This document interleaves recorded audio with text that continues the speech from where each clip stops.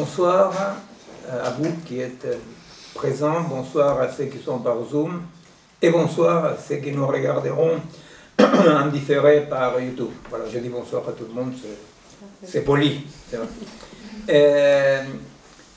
La dernière fois, c'était la première de cette année.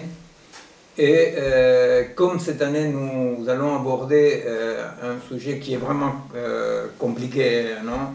Qui est la théorie de la situation. C'est-à-dire, on dit, par théorie de la situation, c'est ce qu'on a mis un peu dans l'invitation, hein, et ceux qui suivent depuis les autres années savent un peu. Par théorie et pratique de la situation, ce que nous comprenons, c'est quel est le socle que, dans notre époque, nous permet de comprendre et d'agir, qui refuse soit la dispersion individualiste fonctionnante qui capture les êtres humains et l'ensemble de l'existant, ressources humaines, ressources d'autres types, les capture dans une sorte de fonctionnement productiviste, et de l'autre côté, un retour vers un universalisme comme ça, soit un universalisme un peu anachronique, style hegelien, avec un sens de l'histoire, etc., soit des propositions plus dans lesquelles le sens serait donné par un retour un tout petit peu à une tradition en plastique un peu, non, déiste ou intégriste, qui, face au chaos du monde, essaie de dire non, non, mais il y a un sens au-delà de l'individu. Bon. Alors nous, notre hypothèse est que le socle qui permet rationnellement penser, agir, comprendre le monde est un socle situationnel. Alors, on partait de là en disant, bon, à vrai dire, des gens qui ont parlé de situations, il y en a quand même pas mal. Il y a les situationnistes, déjà, on verra la différence, nous on ne se revendique pas du tout dans cet courant. Mais il y a Sartre, par exemple, qui a beaucoup parlé des situations, Merleau-Ponty qui parle beaucoup des situations, mais il parle des situations comme une évidence, n'est-ce pas? C'est-à-dire comme si tout un chacun, d'ailleurs c'est ce qu'on sent, hein, quand on entend parler des situations, c'est ce qu'on sent, ah oui, oui, oui, c'est les circonstances, la situation, etc. Mais il n'existe pas un travail, dans le cas que nous ne connaissons pas, et les auteurs plus connus ne le font pas, non? Un travail qui dit, bon, mais cette tentative de faire une ontologie de la situation, ce qui existe est la situation, comment la faire, n'est-ce pas? Alors, nous nous basons sur certains auteurs qui ont eu cette préoccupation concrètement, qui bon, sont Whitehead, Match, Merleau-Ponty, Michel Henry, Simondon, non? Parmi d'autres, mais eux principalement, que tous, ils partent de la confrontation avec la matérialité historique de la fin d'une époque, n'est-ce pas? C'est-à-dire que nous savons tous, quand même, nous avons tous entendu parler, etc., quand Foucault parle de la fin de l'homme, la mort de l'homme, hein, la mort de l'homme qui effectivement fait référence à la mort de Dieu, n'est-ce pas, de Zarathustra, Nietzsche, non? Alors effectivement, la mort de l'homme, la fin de la modernité, il y a beaucoup de travaux, énormément de travaux qui parlent de cette fin de toute une époque qui est l'époque occidentale, coloniale, binaire, patriarcale, etc., etc. Mais les auteurs que nous avons choisi notre travail, tout en parlant de la signification de cette fin d'une époque, le début d'autre chose, n'est-ce pas? Nous mettrons le focus surtout sur la matérialité de ces changements-là, c'est-à-dire en quoi il ne s'agit pas de la fin d'un récit, il ne s'agit pas de la fin d'une idéologie, il s'agit de la fin d'un processus de autoproduction du monde, n'est-ce pas? Partant de l'hypothèse que le monde, c'est ce qui s'est autoproduit au-delà du binarisme sujet-objet, sujet-homme, sujet-monde-objet. que la fin de cette époque est la fin donc d'un mode d'autoproduction du monde très concret, c'est ce qu'on essaie d'étudier depuis quelques temps, mais on approche vers la situation. Et effectivement, bon, nous, on donnait comme exemple cette fin-là, c'est l'épuisement objectif et matériel d'un mode d'autoproduction, d'un mode de consommation, d'un mode de vie, d'un mode de propriété, etc. En disant, bon, si on continuait à produire, à consommer, à avoir un rapport avec le monde comme avant, bah, tout bêtement, ce qui s'est passé, ce n'était pas la fin d'un récit, c'était la fin des haricots. C'est-à-dire que la destruction devient tellement importante que ce n'est plus possible. Bon, devant ce constat que tout le monde fait, même quand Trump et les autres vont réfuter les données des désastres écologiques, bah, ils sont bien obligés de les réfuter. C'est-à-dire personne ne peut aujourd'hui ignorer qu'il y a quelque chose de matériel, rien ne va plus. Alors, effectivement, par rapport à cette fin-là, l'image c'est là, l'image est tout bêtement l'idée de que quiconque continue à produire comme avant participe à la destruction. Face à ça, face à cette fin d'une époque que, bon, c'est l'époque qu'on appelle comme l'époque de l'ingénieur, l'époque d'une sorte de réalité newtoniennement organisée avec des entités substantielles, etc., avec un sens donné par le progrès, l'histoire. Bon. À la fin de cette époque-là, ce qui va venir, c'est effectivement le triomphe du fonctionnalisme. Hein, le triomphe du fonctionnalisme, c'est-à-dire on abandonne toute idée du sujet de l'histoire, toute idée du progrès, toute idée du sens même, pour passer à quelque chose que face à la menace de l'avenir, n'est-ce pas, ces fameuses futures promesses qui deviennent futures menaces et qui aujourd'hui est une actualité chaotique, n'est-ce pas, face à ça, ce qui va venir, c'est la réponse fonctionnaliste, non? La réponse fonctionnaliste dont l'expression maximale, c'est certainement les transhumanistes, mais à vrai dire, ça c'est beaucoup plus large, beaucoup plus extense que ça, capturé par ce qui fonctionne à deux pattes ou à deux faces, qui est la haute technologie, c'est la rencontre du monde en crise avec la haute technologie algorithmique, et le passage du capitalisme au néolibéralisme, n'est-ce pas? C'est-à-dire le passage vers un capitalisme archi-sauvage qui va aller, sans aucun type d'accord théorique, effectivement, non, c'est ça l'efficacité, va aller dans le même sens de la dématérialisation qui va produire le monde algorithmique, n'est-ce pas? Pourquoi? Parce que le monde néolibéral, le capitalisme à l'époque du néolibéralisme, est un capitalisme dématérialisant. C'est-à-dire que c'est lui qui produit perd. Et alors, c'est juste l'extractivisme sans fin et la dérégulation. Ça sera le phénomène de dérégulation. Face à ça, effectivement, face à cette, disons, nouveau ordre au désordre mondial, n'est-ce pas, je fais une petite préface. Face à cet ordre, au désordre mondial, etc., effectivement, il y a quand même cet appétit pour comprendre, connaître d'autres modes d'existence qui ne soient pas les modes d'existence modernes, productivistes, le monde de l'ingénieur pour une solution. Et c'est tout l'appétit qu'on a pour d'autres cultures, d'autres modes, ce qu'on appelle les ontologies, n'est-ce pas, des scolaires, ça s'appelle les ontologies, qui sont bon, l'animisme, le totémisme, l'analogisme, etc. Il y a une grande curiosité vers ça, effectivement, parce que ça veut dire que c'est possible de vivre autrement dans tous les cas. Bon, nous disons qu'effectivement, pour les Occidentaux, les orphelins de l'Occident que nous sommes, la question c'est de trouver quels sont les mécanismes, quels sont les principes, quels sont les processus qui permettraient une régulation de notre vie, de notre monde, non, l'idée c'est cette régulation qui ne soit pas en inventant un passé illusoire, n'est-ce pas? C'est-à-dire, quelles sont les possibilités d'une régulation? C'est là où vient l'idée de la situation. Mais quand je disais, il y a un arrêt, c'est ça les points qu'on va développer aujourd'hui, non? S'il y a, si je me rappelle bien, parce qu'il fait des Bastiens aujourd'hui, lui. Bastien, il est sanctionné. Et alors, non, je rigole pas avec ça, parce que la dernière fois que j'ai dit une connerie pareille, on a reçu des courriers en disant, mais pourquoi vous avez sanctionné Bastien? Non.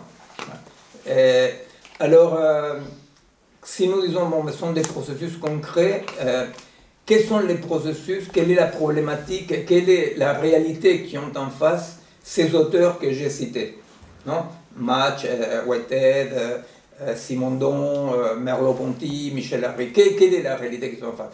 La réalité qu'ils vont avoir en face est la réalité d'un réel, d'un monde d'objets qui disparaît, n'est-ce pas? C'est-à-dire un monde d'objets qui disparaît. C'est-à-dire c'est la révolution de la nouvelle physique, n'est-ce pas? La révolution de la nouvelle physique qui va dire, du coup, les entités substantielles avec lesquelles le newtonisme, non, la physique de Newton agit, c'est-à-dire il y a des chiens, des chats, des tables, non? Du coup, non, il n'y a pas des chiens, des chats, des tables, n'est-ce pas? Bon.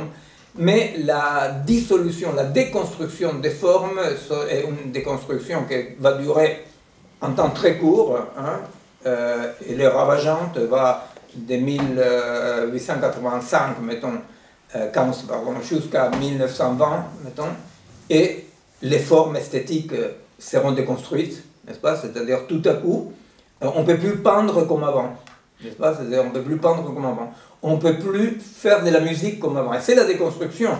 On les voit dans la peinture, c'est très très clair, cette déconstruction de la forme, n'est-ce pas? C'est par le cubisme, le surréalisme, le dadaïsme. On déforme les formes que jusque-là, vous voyez, c'est-à-dire qu'il y a comme un parallèle, il n'y a pas une cause à effet, je ne pense absolument pas qu'il y ait une cause à effet. Il y a un parallélisme, quelque chose qui est beaucoup plus fort, que c'est cette autonomie qui a l'époque en tant que bête vivante, pour dire comme ça, n'est-ce pas, dans laquelle il n'y a pas besoin que les gens se passent les mots, vous comprenez, c'est une problématique contre laquelle on se casse les nez, c'est un mur, c'est-à-dire, il y a une évidence, on ne peut plus peindre comme avant, on ne peut plus composer la musique comme avant, alors on va déconstruire la musique, les sérialismes, la musique concrète, etc., on va déconstruire, non? De la même façon, dans l'histoire, on va dire, c'est quoi l'histoire? C'est quoi étudier l'histoire? Ce n'est plus étudier la date des rois et des guerres. Alors, ils disent étudier quoi? Alors, c'est par exemple l'histoire des annales, hein, les courants des annales, qui va dire, écoutez, pour comprendre des époques historiques, voyons, bon, je sais que c'est un lieu commun, mais ils disent, voyons les sacs de la ménagère. Qu'est-ce qu'elle achète, la dame c'est Bloch lui-même qui le dit, non, mais ça va se devenir un lieu commun, parce qu'effectivement ce n'est pas ça, non, mais disons, on va dire une déconstruction. La déconstruction plus importante en histoire, de mon point de vue, est Ferdinand Braudel, qui effectivement va dire, non mais le sujet de l'histoire, ce qui fait que se bougent les choses, c'est un ensemble qui inclut les hommes, la mer, la côte, et il va par exemple étudier la Méditerranée. Alors, la Méditerranée est un sujet qui bouge, non? C'est l'idée de autoproduction. Bon. Mais quoi qu'il en soit, que ce soit dans l'esthétique, que ce soit dans l'historiographie, et que ce soit, bon, quelque part aussi un peu, il faut reconnaître Freud avec l'idée de que la conscience n'était pas tout, qu'il y avait un inconscient. Bon, il va déconstruire aussi l'unité un peu. Bien que lui, il s'arrange après pour tout remonter avec l'idée d'inconscient, c'est pour ça que c'est un peu bon, périphérique. Mais il y a une déconstruction quand même aussi de l'homme conscient, que la raison va guider ses pas, et dit bon, non, il y a un désir, une impulsion, il y a un ça, bon, etc. Alors, c'est devant quoi se trouvent ces auteurs? Ils se trouvent face au besoin de dire, mais quelles sont les entités? Qu'est une entité? Qu'est une entité? Qu'est un étant, qu'est un objet, non? C'est pour ça que Simondon va parler d'individuation. C'est un mot bien heureux, bien trouvé, c'est-à-dire individuation, c'est-à-dire quels sont les processus d'individuation. Mais ce que Simondon dit clairement, il dit, je pense à la réduction du paquet d'ondes. Ça va, la réduction du paquet d'ondes, tout le monde sait. Bon, on dit que oui, bon, de toute façon, on ne veut pas savoir les gens qui regarderont après sur YouTube. Non, mais si quelqu'un ici veut, on peut expliquer, sinon on n'explique rien du tout. Tu veux? Mais voilà, au moins il y a une courageuse. La réduction du paquet d'ondes est quand même effectivement la figure centrale de la physique quantique. Le problème, c'est qu'il y a Grace, qui est physicien quantique, qui est juste en face de moi, alors... Mais bon. Alors donc, la réduction du paquet d'ondes, pour le dire d'une façon qui me regarde pas mal, est l'idée d'une physique non substantialiste. C'est-à-dire que ce qui existe n'existait pas jusqu'à Newton. Dans la physique de Newton, c'est une physique dans laquelle existent des objets, des pierres, des tables, n'est-ce pas? Et ces objets ont un rapport d'extériorité. C'est un choc, un rapport mécanique d'extériorité. Et si je trouve un objet, c'est parce qu'il était là. Bon. Dans la réduction des paquets d'ondes, c'est, je m'excuse, mais c'est l'exemple le plus courant. L'exemple qu'on donne pour comprendre qu'est-ce que c'est une réduction des paquets d'ondes et la différence entre la physique newtonienne et la physique subatomique, on dit, dans la physique newtonienne, toi tu vas le dimanche matin pêcher dans un lac. Si tu sors un poisson, c'est parce qu'il était là. Dans la physique quantique, tu vas pêcher. Et si tu sors un poisson, c'est parce que procentuellement, donc d'un point de vue probabiliste, les poissons se matérialisaient comme une unité autour de ton hameçon. Tu comprends? Alors, ce n'est pas que le poisson n'était nulle part, avait des ondes. Il y a des ondes, et ces ondes-là, tout à coup, se réduisent vers une particule. Tu vois? Donc, dans l'interaction des mesures, dans cette interaction des mesures, tu auras une particule qui, en tant que particule, n'existait pas. Jusque-là. Bon. Jusque-là, ça va. C'est de la vulgarisation honnête. Alors, effectivement, la question, c'est ça. La question, c'est que, à quoi ils répondent, tous ces gens-là? Ils répondent aux catégories qui sont fait la mal. Vous comprenez, aux catégories qui sont fait la mal. Alors, pour définir qu'est-ce qu'est une situation, nous disons la préoccupation part de cette préoccupation-là. C'est-à-dire, qu'est-ce qui fonde une situation? Qu'est-ce qui fait, entre guillemets, réduction du paquet d'ondes, n'est-ce pas? C'est-à-dire, qu'est-ce qui permet que quelque chose passe à une existence apparemment substantielle? Alors, je vais te répondre à toi. Ouais, je vais commencer avec ta dernière question de la dernière fois, mais d'abord, juste, il n'est pas là un ingénieur qui était la dernière fois, qui est un jeune ingénieur, je ne me souviens pas son prénom, qui me disait, mais bon, mais moi, dans la vie courante, je me comporte comme si les objets étaient substantiels, non? Je dis, heureusement, non? Alors, parce que c'est une question de seuil, vous comprenez? Au-delà d'un seuil, non? Au-dessous du seuil atomique, non? Un niveau subatomique, c'est le niveau dans lequel les chats sont vivants et morts à la fois, non? C'est-à-dire, c'est, voilà, l'électron, il existe comme ci, comme ça, il y a une superposition d'états. Au-dessus du niveau atomique, les chats sont vivants ou morts. C'est-à-dire qu'il y a une substantialité.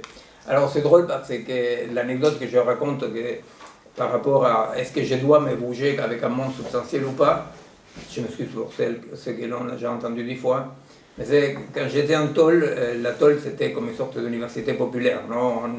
On échangeait tous les savoirs entre les camarades, etc. Et un jour, j'étais en train de donner un cours de physique quantique à 3 copains qui étaient 2 Indiens paysans et un autre Indien que je ne sais pas qui était dans la vie, mais bon, enfin, ils n'avaient pas le niveau primaire, d'école primaire. J'étais en train d'expliquer la physique quantique, parce que bon, on a passé plusieurs années en tôle. Et alors, à un moment donné, j'ai dit, mais tu comprends, cette mur, j'ai cogné le mur, c'est surtout du vide. Et alors eux, avec plein de bon sens, me disent, mais alors va-t'en.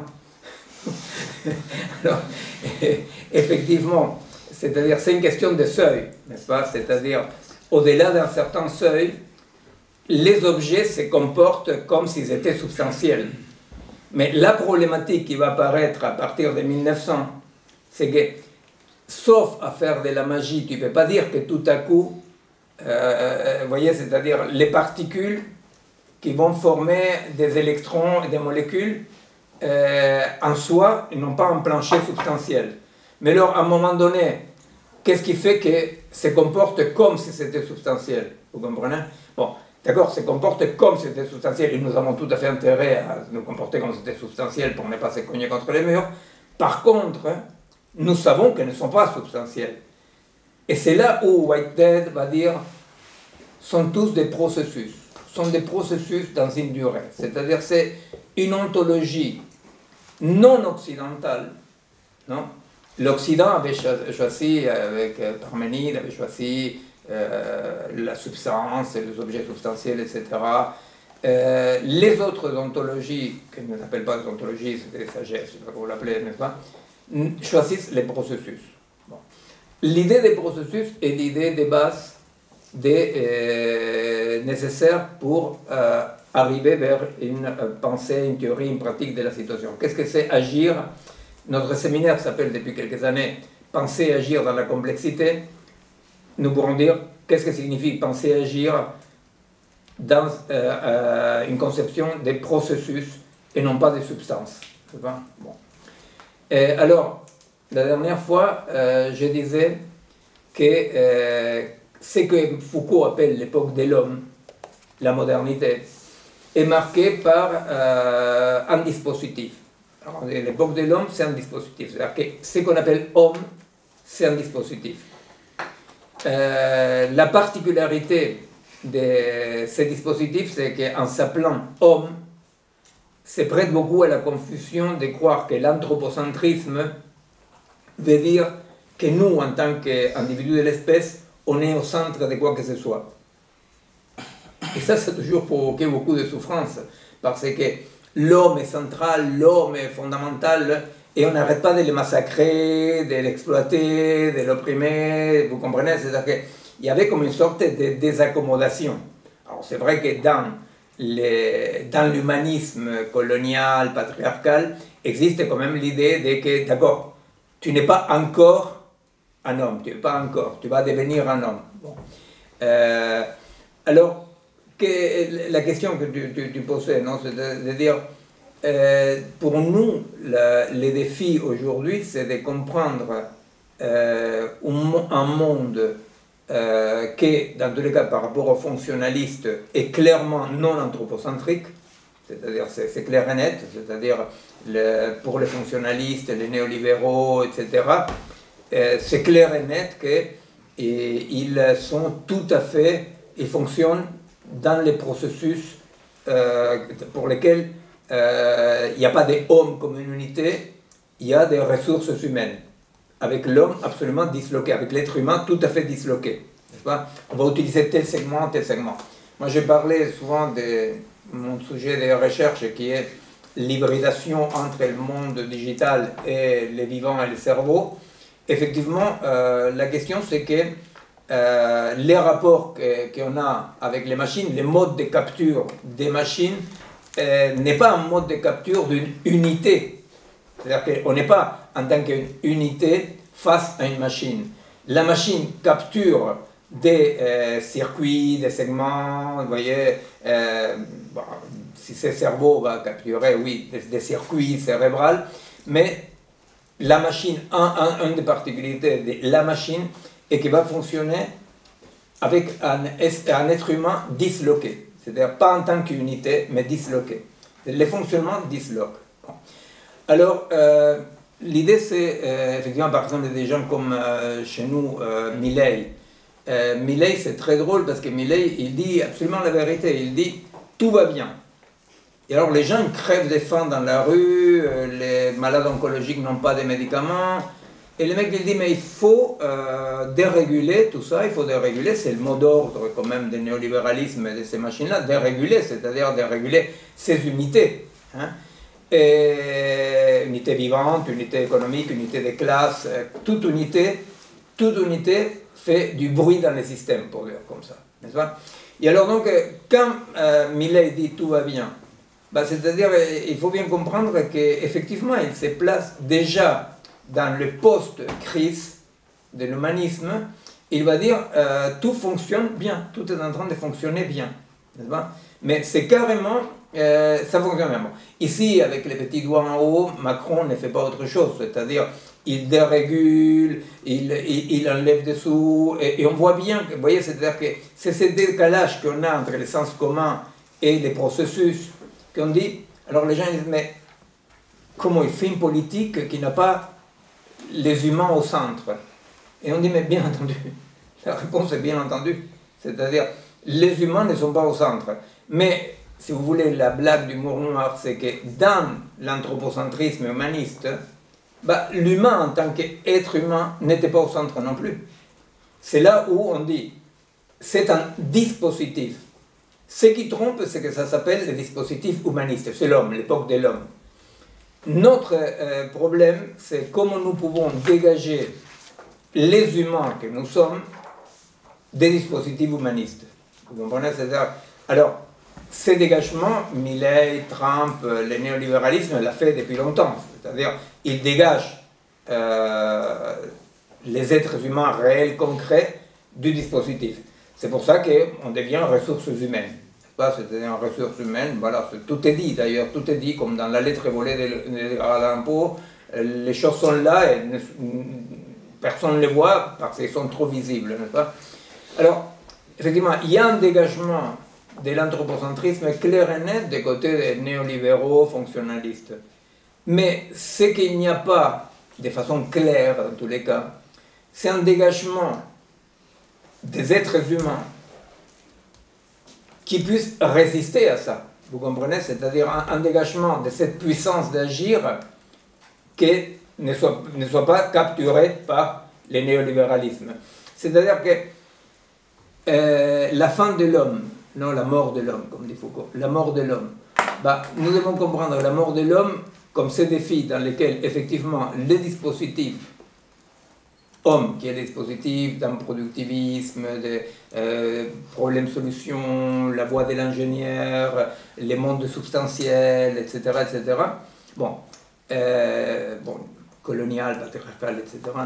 On voit bien, par exemple, comment le néolibéralisme fonctionnaliste, finalement, n'a rien à foutre du genre, de la couleur de peau, c'est-à-dire toutes les ressources humaines utilisables. C'est-à-dire, les racistes, trop racistes, en politique, petit à petit, ils doivent, s'ils veulent arriver à la gestion, ils doivent laisser ça parce que ça fait trop de bruit dans le système, vous comprenez, ça empêche la fluidité du système, ça empêche la fluidité du système. Finalement, si tu es exploitable, pour dire comme ça, si on peut récupérer des morceaux de toi pour le fonctionnement, peu importe qui tu es ou qui tu n'es pas, n'est-ce pas?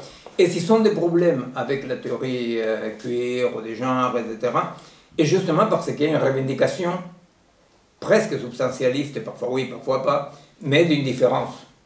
C'est bien ça qui les dérange dans la théorie queer ou des genres, ou les racisés, etc. Ce qui va les déranger, c'est justement qu'il y a là-dedans une revendication, non, d'une différence. Mais cette différence, d'un point de vue du fonctionnement, bah, est simplement une erreur, du bruit dans le système. Alors, moi je disais, d'accord, mais qu'est-ce que c'est cet être humain qu'on sépare? C'est là où je m'approche à ce que tu avais dit la dernière fois. Comment on peut identifier, c'est quoi nous en tant qu'êtres humains? Ça signifie quoi? Nous séparer du dispositif colonial, dispositif homme.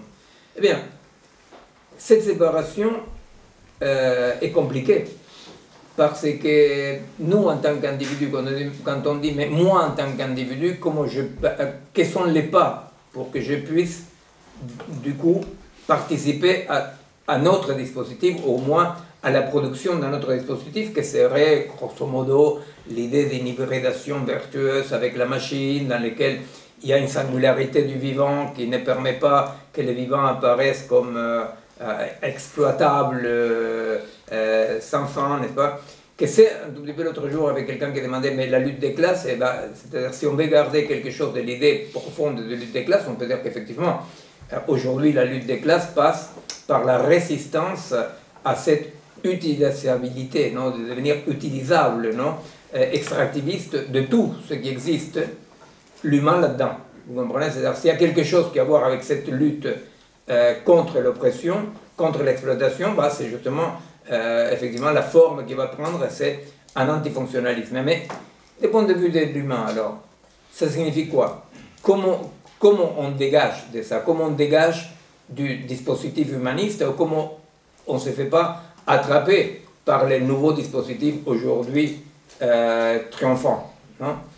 Et alors, la réponse va un tout petit peu là où je suis resté par rapport à toi la dernière fois, c'est l'idée de dire, mais moi en tant qu'individu, non, c'est un peu comme ça que tu disais, non?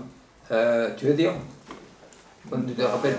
Ouais, non, bah, c'était la question, enfin, c'était dans la question de l'espace vectoriel, si je me souviens bien, oui. que je disais, concrètement, il y avait enfin, cette conception de processuel de l'individu et de ce retour à l'homme, mais pas dans la pensée humaniste, mais comme tu la présentes, elle était elle aussi une poussée vectorielle dans cet ensemble vectoriel. Et à ce moment-là, comment en tant qu'individu on pouvait participer à celle-là et lui faire prendre la place qu'on estime qu'elle devrait avoir.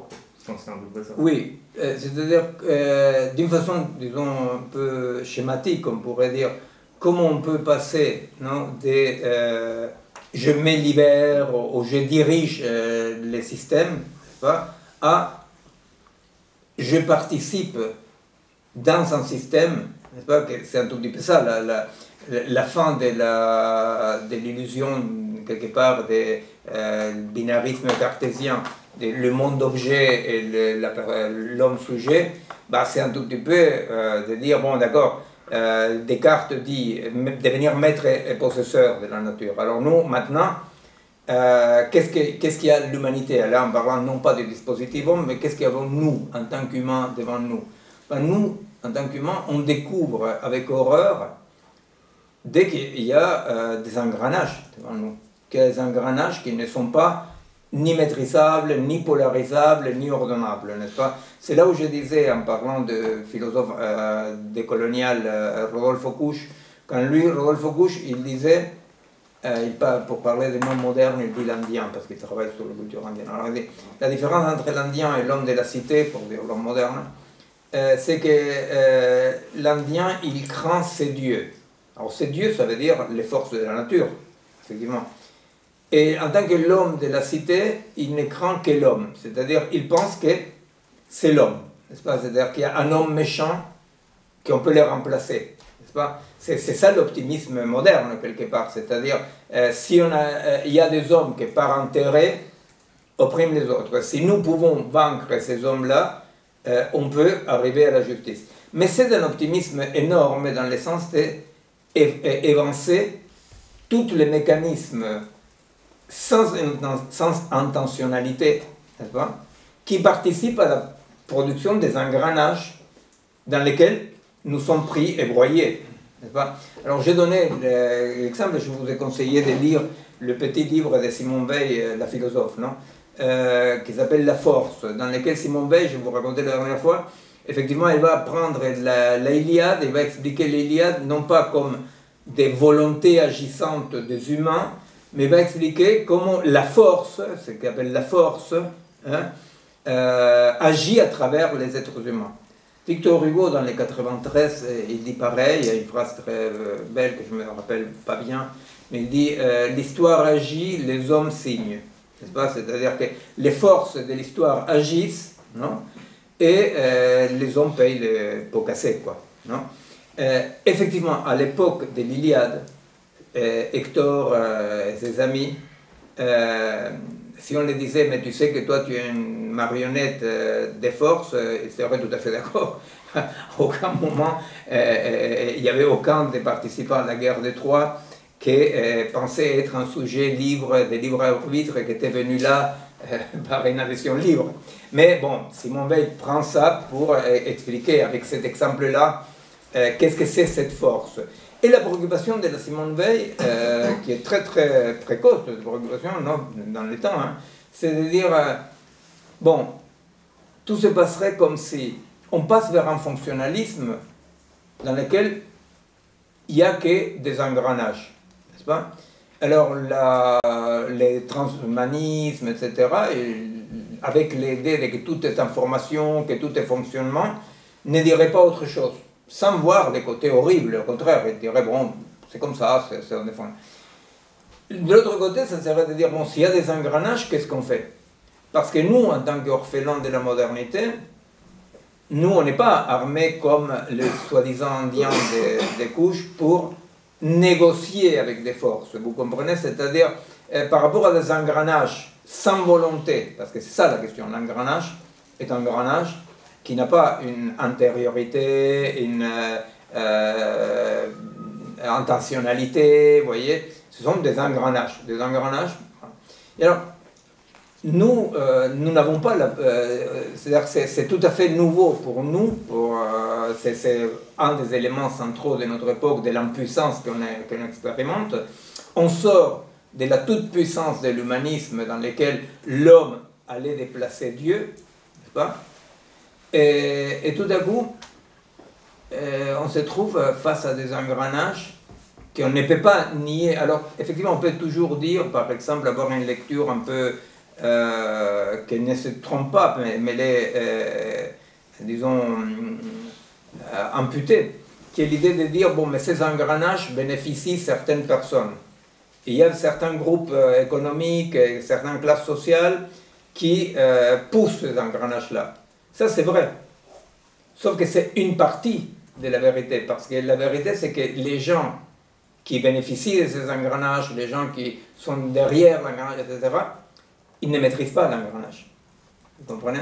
Le problème, c'est ça, c'est-à-dire que quelqu'un peut bénéficier d'un état d'injustice, peut pousser l'état d'injustice, ce qu'il ne peut pas, c'est renverser cette injustice, parce que cette injustice n'est pas due simplement à la bonne ou mauvaise volonté d'un groupe d'animaux. Et ça, c'est la complexité devant laquelle on se trouve. Alors, là-dedans, on dit, bon, d'accord, ni dire, bon, ben, c'est comme ça, alors chacun va jouir dans une sorte de fin du monde apocalyptique, soit tout à coup accepter l'engrenage. Alors, c'est quoi un individu? Alors, quand on dit, mais qu'est-ce qu'on peut dégager de là? Qu'est-ce qu'on peut dégager? Alors, c'est drôle parce que quand on pense, on dit, oui, non, mais j'existe, je suis là. Non, que c'est un tout petit peu le malaise que certains peuvent sentir quand on lit Foucault, quand on étudie Foucault, qui explique des mécanismes, explique des passages, explique, etc.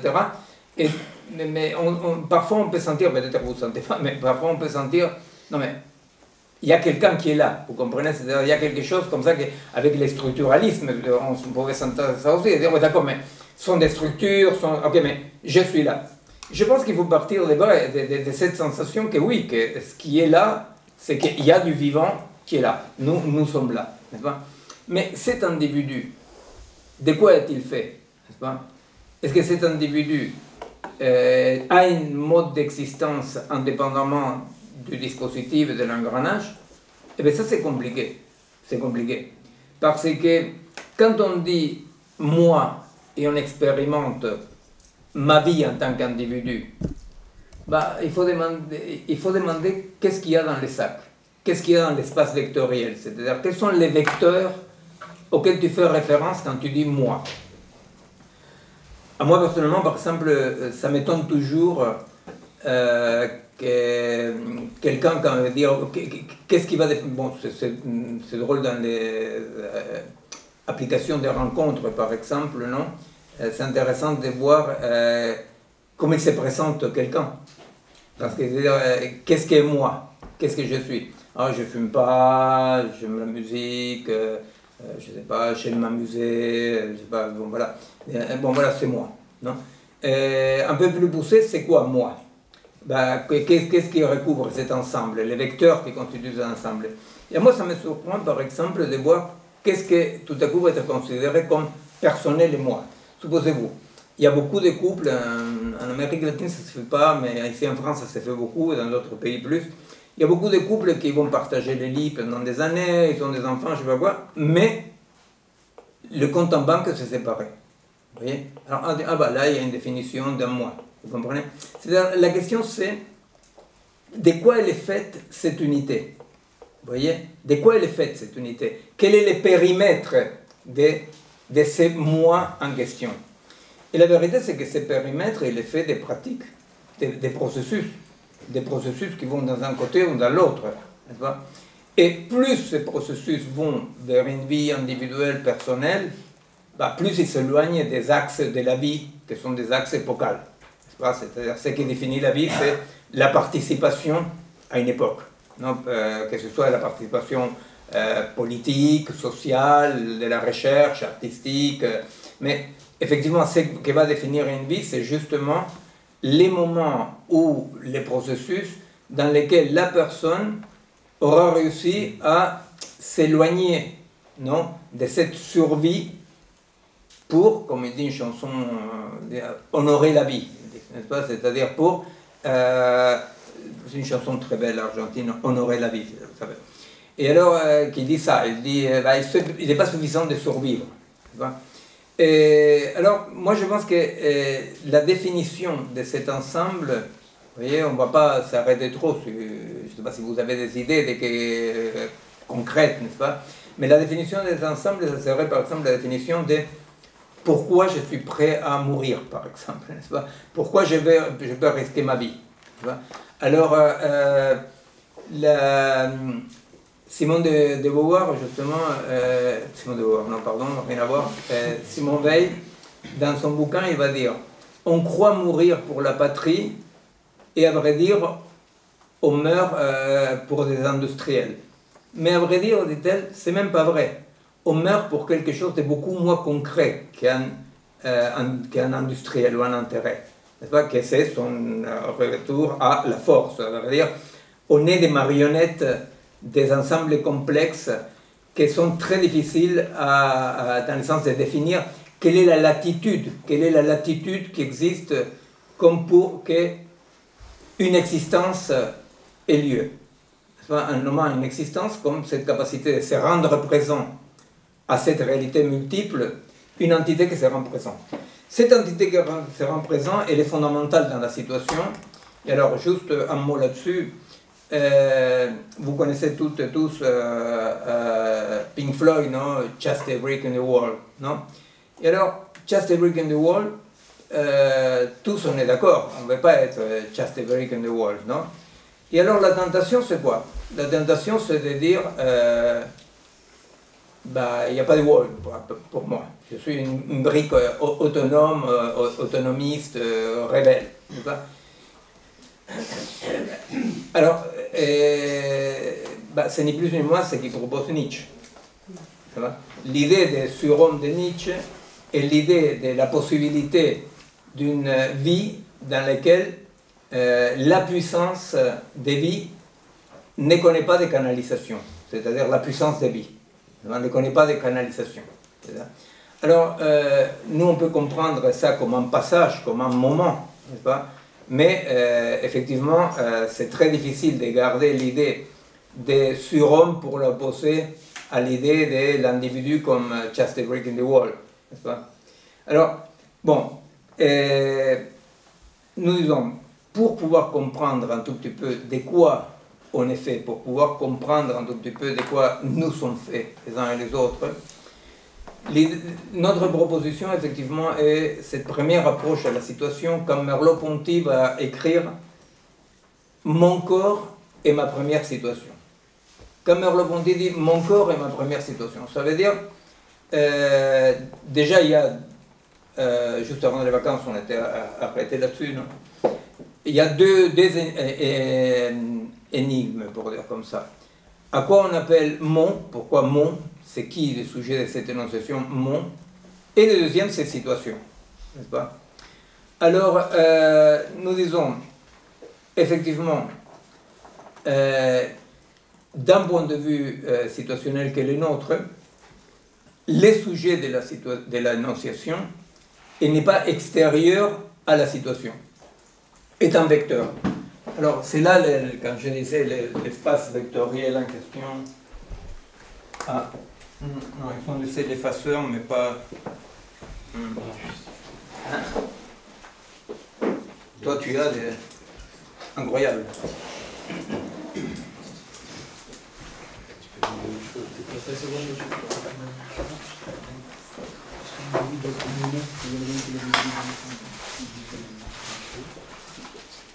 Merci.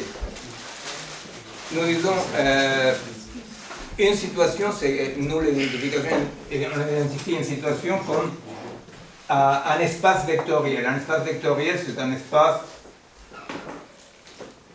qui n'est pas limité par les périmètres, mais les périmètres émergent de la résultante du système.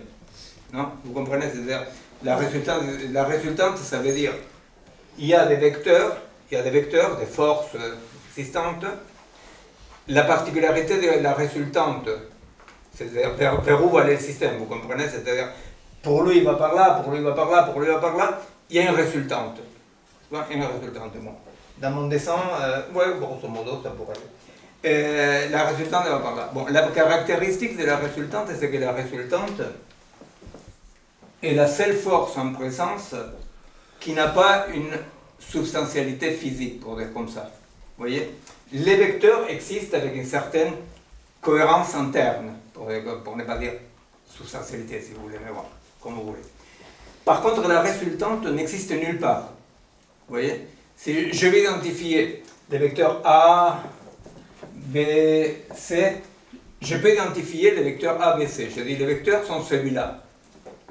La résultante a comme caractéristique de ne pas avoir une identification possible physique. Où existe la résultante? La résultante va exister, chacune va exister dans chaque vecteur. Pourquoi c'est compréhensible pourquoi elle existe dans chaque vecteur, non? C'est parce que la résultante sera expérimentée dans chaque vecteur comme ce qui fait résistance. Vous comprenez? C'est-à-dire, si chaque vecteur pousse, non? Eh bien, ce qui résiste sera le mode d'existence de la résultante dans chaque vecteur. Hein? Si vous voulez l'imaginer d'une façon plus encore concrète, vous imaginez que ces trois-là poussent un meuble. Vous voyez? Alors il y en a un qui pousse par là, l'autre pousse par là, l'autre pousse par là. Alors ils poussent un meuble. Okay. Vers où va aller le meuble? Eh bien, va aller par là. Il ne va aller ni par là, ni par là, ni par là. Va aller par là. D'accord? La direction de la résultante, c'est la seule force qui n'a pas une existence physique. Il n'y a pas un qui pousse le meuble. Mais où existe cette résultante? La résultante existe comme, ni plus ni moins, qu'un tout dans la partie. Vous comprenez? C'est la définition la plus simple de le tout dans la partie. C'est-à-dire qu'il y a un tout, mais qui est dans la partie. Et les périmètres d'un espace vectoriel ne préexistent pas la dynamique de l'espace vectoriel. Le périmètre sera donné par la résultante qui émerge, qui fera fonctionner d'une certaine façon les forces en présence. Vous comprenez? Alors, bon, l'exemple qui donne Deleuze, si vous voulez, je vous donne l'exemple qui donne Deleuze, qui est assez clair, j'espère. Il va dire, c'est-à-dire que cette problématique que l'individuation, non, le périmètre d'une entité individuée ne préexiste pas l'individuation. Alors il y a deux façons de voir les périmètres, la forme, une forme émergente. Non? Une c'est de dire, bon, il y a un périmètre et dans ce périmètre se passe des choses. Bon. L'autre forme est de dire, il y a une intensité antérieure, non, dedans, le système, et cette intensité-là, par intensité, définira un périmètre dynamique. Alors l'exemple que donne Foucault, Deleuze, il va dire, par exemple, en bois, je ne peux pas définir un bois par un périmètre, n'est-ce pas? Le périmètre du bois est conséquence de l'intensité, donc de la puissance vitale du bois. Vous comprenez? C'est-à-dire que quand je définis une situation comme un espace vectoriel, la situation en question, là on est en train d'entrer dans la question de qu'est-ce que la définition de la situation, la définition de la situation n'est pas, pour dire par exemple si on dit nous sommes tous ensemble ici, c'est une situation. Je ne sais pas si c'est une situation, vous comprenez, parce que pour que ce soit une situation, il faut qu'il y ait une interaction en antériorité qui définit une puissance. Vous comprenez? Alors par exemple, ça pourrait être en une salle de classe, je ne sais rien. Il y a tout à coup entre la moitié des gens qui écoutent, il s'établit une sorte de synergie, n'est-ce pas? Dans laquelle il y a un feedback, il y a des questions, il y a, n'est-ce pas? Et alors plus cette synergie serait forte, par exemple, non, c'est pour un exemple, plus effectivement ça pourrait entraîner les autres, mais les périmètres sera donné non pas par les murs, les périmètres de la situation sera donné par les éléments qui sont capturés par cette intensité. Vous comprenez? Alors il va dire, en bois, le périmètre d'un bois se définit non pas par un périmètre établi, non pas par une forme établie, mais par une intensité de puissance, c'est-à-dire la vitalité du bois, par exemple. Bon. Alors, c'est une question. Les vecteurs, là, oui. Tu dis ça, c'est des processus matériels, c'est ça? Est-ce que ça ne peut pas être eux-mêmes, finalement, des résultants d'autres processus? Absolument. Ça dépend de la façon dont tu décris le... Absolument, absolument, absolument. Alors, quand je dis, tout à fait, quand je dis mon corps est ma première situation, là, il apparaît une problématique, pour revenir un peu à ce que je disais tout à l'heure, de seuil, non? C'est-à-dire, voilà, il y a un seuil à partir duquel les choses se comportent, les choses existantes se comportent comme si c'était substantiel, n'est-ce pas? Un seuil. Alors on dit, à vrai dire, chaque élément, que Whitehead va appeler ça des entités actuelles. Il va dire une entité actuelle est un processus qui émerge comme une forme, n'est-ce pas? Il y a des processus qui, à partir d'un certain moment, existent comme une forme dans une dimension donnée. Non? Dans une dimension donnée va apparaître une forme existante. Mais cette entité, chacune de ces vecteurs-là, Whitehead l'appelle une entité actuelle. Une entité actuelle. Mais à la fois, chaque entité actuelle est une situation. Est une situation. C'est-à-dire que dans une vision non substantielle, et pour avancer dans tous les cas, dans notre point de vue de la situation, effectivement, il n'y a pas un plancher concret. Tu vois, il n'y a ni périmètre ni plancher concret. Il y a une pure dynamique. Alors, pour donner un exemple individuel, ce n'est pas tout à fait extrapolé, c'est un exemple. Si on dit par exemple, vous prenez quelqu'un, alors vous dites Pierre, il est français, c'est un vecteur, n'est-ce pas? Pierre, c'est la résultante. Alors, on dit Pierre, il est français, il est catholique, il est biologiste, il joue au football. Bon, sont les éléments. Ce qui est contre-intuitif, c'est que Pierre, en tant qu'émergent, comme dimension émergente, non? Pierre, il est 100% chacun des éléments qui les constituent. Vous voyez? Il est 100% catholique, 100% français, 100%, vous comprenez? Chaque élément qui les constitue est 100%. Or, que Pierre est une émergence, vous comprenez ça, c'est-à-dire, parce que si je dis, Pierre c'est quoi? Pierre c'est... Où je trouve Pierre? Est-ce que je trouve Pierre au niveau de ses atomes? Ben non, au niveau de ses atomes, il n'y a pas de Pierre. Est-ce que je trouve Pierre au niveau de la pensée articulée dans laquelle il essaye de penser quelque chose, non plus, n'est-ce pas? C'est-à-dire, c'est à partir de ces principes structuralistes que dit, là où je pense, je ne suis pas, n'est-ce pas? C'est-à-dire, et là où je suis, je ne pense pas. N'est-ce pas? Ça veut dire que, à vrai dire, les structuralistes, ce qu'ils sont en train de dire avec ça, c'est-à-dire que, en tant que personne, je participe à une combinatoire qui est la pensée. C'est compréhensible, c'est-à-dire que je participe. C'est-à-dire que l'humain, le cerveau ne sécrète. On écrit avec un ami un bouquin qui est apparu en Italie, en Argentine, mais pas en France, qui s'appelle ChatGPT ne pense pas, les cerveaux non plus. Non? Pourquoi? Parce qu'effectivement, les gens demandaient, mais ChatGPT pense ou ne pense pas? On disait, bon, ça serait très étonnant que ChatGPT pense, étant donné que les cerveaux ne pensent pas. C'est-à-dire que, qu'est-ce qu'il fait le cerveau? Ben, le cerveau, dans une interface avec la langue articulée, avec la pensée symbolique, agit comme dans une chaîne de montage en donnant son énergie, n'est-ce pas? C'est-à-dire que les cerveaux ne sécrètent pas la pensée comme la vésicule biliaire, la bile, n'est-ce pas?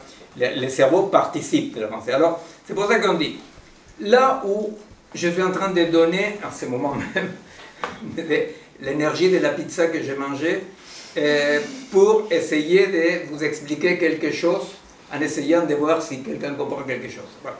Là où j'essaie d'articuler des trucs, moi, Miguel, en tant que Miguel, je ne suis pas là, vous comprenez? C'est-à-dire, je suis en train de participer à une combinatoire, que je pousse cette combinatoire dans laquelle je dis « Ah, Whitehead, ah, Foucault, s'il te plaît, non, mais en plus, tout à coup, je pense « Non, mais Simondon, n'est-ce pas ?» Et alors, l'énergie que j'étais en train de donner, j'aurais dû manger 2 pizzas, l'énergie que j'étais en train de donner, je l'utilise pour agencer des morceaux dans la combinatoire qui essayent d'être plus ou moins logiques et avancer les schmimbliques. Donc, là où je pense, je n'existe pas en tant que Miguel. Et là où il y a mes atomes, non plus. C'est ce que je disais la dernière fois, c'est-à-dire là où Pierrot se saoule la gueule, Pierrot n'est pas. Vous comprenez? Parce que où se saoule la gueule, Pierrot? Je ne vais pas dire au bar. Je veux dire, là où il y a des processus physico-chimiques qui produisent la soulerie des propriétés des pierres, la pierre n'est pas. Vous comprenez? Je ne suis pas, je ne peux pas dire c'est mes atomes. Vous comprenez? Ce pas tes atomes. Vous comprenez? Il y a un seuil à partir duquel c'est là où il y a la question de les moi. Et les moi que... Mais est-ce que c'est juste voir un peu, si, pour continuer un peu ta question, de ne pas tomber dans une sorte, on va dire, enfin pas que le château de cartes s'écroule et qu'en fait ce soit des fractales où à chaque fois ça on descend toujours plus bas. Est-ce qu'il n'y a pas un peu une dimension finalement organisationnelle, c'est-à-dire en fait les résultantes deviennent des résultantes à partir du moment où un peu, ça me fait penser un peu à des plis, quoi, dans la vibe un peu de Leuzienne, de cette idée de c'est quand il y a des résultantes en fait qui s'organisent entre elles, créent un plus, quelque chose, un fonctionnement organisationnel complet, on va dire unique. À ce moment-là, on s'arrête et on tombe là sur une résultante qui, elle, va agir à un autre niveau dans un autre espace vectoriel. Absolument, absolument. Voilà. Absolument. Alors figure-toi que justement ça c'est un problème très complexe pour tous ces gens que j'ai cités, Simondon, Whitehead, Match.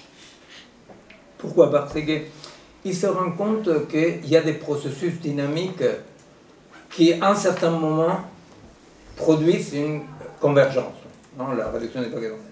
Mais, à la fois, effectivement, la question c'est que cette continuité d'Héraclite, non, c'est-à-dire le fleuve coule, les devenirs, bah, ces devenirs-là est très compréhensible, mais ça pose un problème. Et alors, comment tu fixes une unité? Où il y a une unité? Où émerge? Parce que l'unité ne soit pas substantielle, ça ne veut pas dire justement que c'est une sorte de fractalité fluide dans laquelle finalement rien n'existe. Qu'est-ce qui résiste, n'est-ce pas? Et alors, Whitehead, lui, en prenant l'exemple de Zénon et la flèche, non? Ou la tortue, les lapins, il y a plusieurs comme ça, n'est-ce pas? La question c'est, si nous disons qu'il y a une continuité du devenir,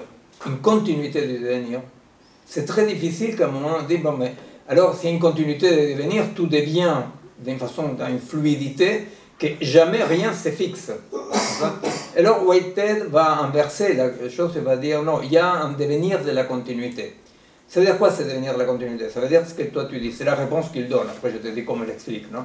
La réponse qu'il donne, c'est, il y a des unités, C'est pour ça qu'il va parler, comme toi, de Leibniz. Non?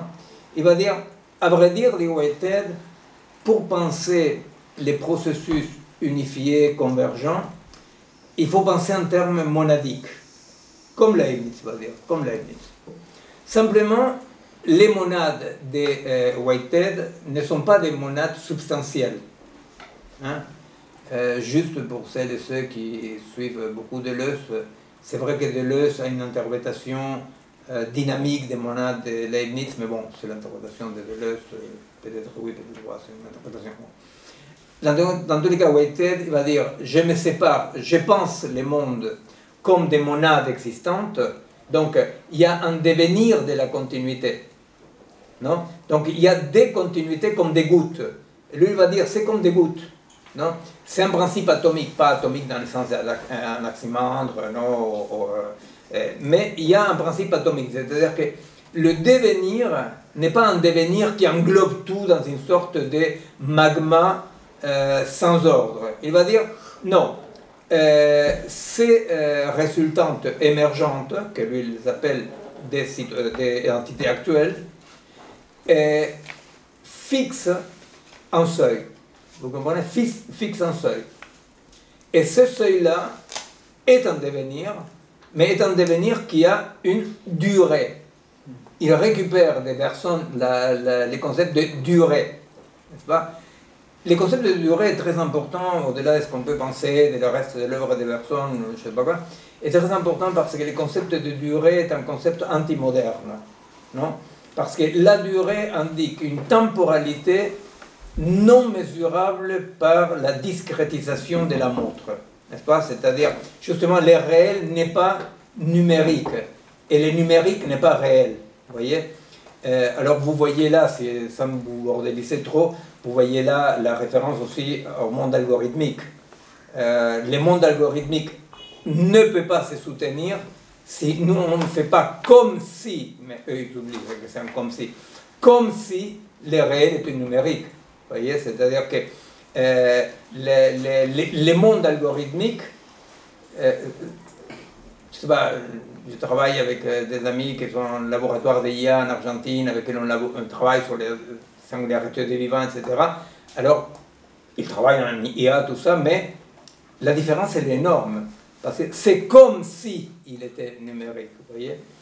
Les réels sont des processus, on va dire Whitehead, en reprenant les concepts de Bergson. Bon, alors là, c'est ce qui va lui permettre de dire la grande pyramide, c'est l'exemple comme ça canonique de Whitehead, c'est-à-dire la grande pyramide est un processus. Vous comprenez? Est un processus. Alors, je vais expliquer la position de Whitehead et je vais aller petit à petit vers la différence qu'on a avec Whitehead, qui n'est pas une différence qui refuse quoi que ce soit. Par exemple, nous nous inscrivons dans une lignée phénoménologique. Mais par rapport à la phénoménologie, nous refusons l'anthropocentrisme, la centralité de la conscience. Par rapport à Whitehead, non, par rapport à Whitehead, nous prenons ce qu'il fait et on prétend juste pour tirer un tout petit peu les conséquences, surtout du côté de l'organique et du vivant. Mais il n'y a pas de rupture par rapport à ça. Alors, ce qui va dire Whitehead, imaginez-vous qu'il va se baser sur ce qu'écrit le physicien Ernest Mach. Le physicien Ernest Mach est un physicien, archiphysicien, est un scientifique qui, à un moment donné, va écrire, pour vous les citer, les sensations sont donc les dernières unités sur lesquelles repose toute notre connaissance. Il n'y a pas d'objet derrière les sensations.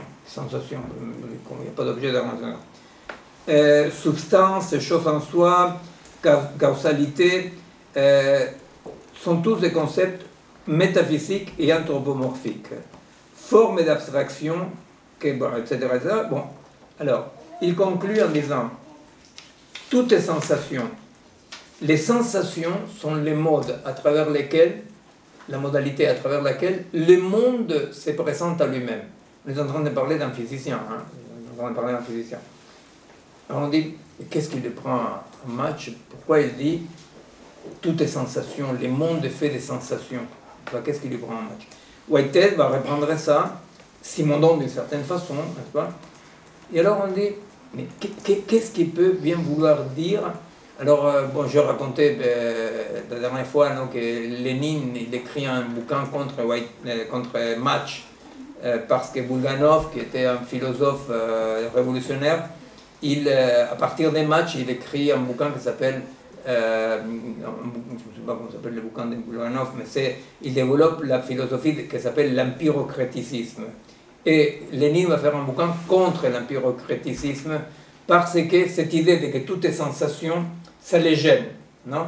Et il va dire, si tout est sensation, lui il voit ce que toi tu viens d'énoncer, la dissolution, tu vois la dissolution. Alors elle dit, comment cette dissolution, mais comment? C'est pas possible, s'il y a cette sorte de dissolution, ça veut dire qu'il n'y a pas un monde extérieur au cerveau, vous comprenez? C'est-à-dire que Lénine interprète ça comme en disant, mais comment? Ça veut dire qu'il n'y a pas un monde extérieur, il interprète comme un subjectivisme, qui est une interprétation, à vrai dire, qui est assez courante à l'époque des Matchs. Si après, il n'y a pas eu d'interprétation en ce sens-là, c'est parce que tout le monde a oublié Match, jusqu'à quelques temps, non? Mais c'était accusé de subjectivisme absolu, parce que comme toutes les sensations. Alors...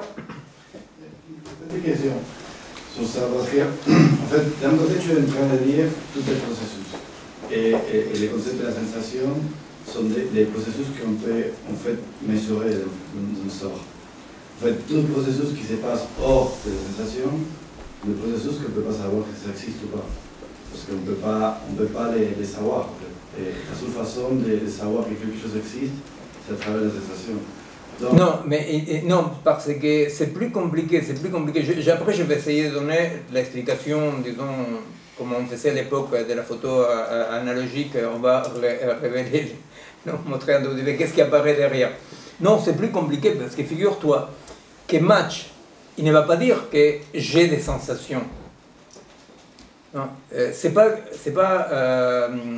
du luxe de rappeler que toute la physique occidentale, galiléenne et newtonienne se base sur le principe galiléen que pour connaître, on doit abandonner les sensations. Non? On voit là la rupture, les pivots qu'on est en train d'opérer. Pour connaître, il faut oublier les sensations et tout à coup, tout est sensation. Alors, mais ce qui écrit Match, c'est plus compliqué à comprendre justement dans le sens que tu parles. Parce qu'il ne dit pas encore effet des sensations. Non, il ne dit pas encore a des sensations, pardon. Il dit un corps n'a pas de sensations. Il dit un corps est fait des sensations. Tu comprends? Alors là, c'est-à-dire, c'est quoi ces sensations? Alors, pour comprendre un tout petit peu, non, pour mettre un peu la lumière, pour comprendre quoi, et après revenir un peu plus clair, il faut avoir en tête ce que je vous ai dit. Tous ces gens-là, ils sont la tête explosée par la découverte, c'est pas vraiment les mots, mais la théorie ou la pratique, en disant découverte, c'est pas le mot, mais peu importe, du monde sous-atomique, dans lequel il n'y a pas de substance. Tu comprends?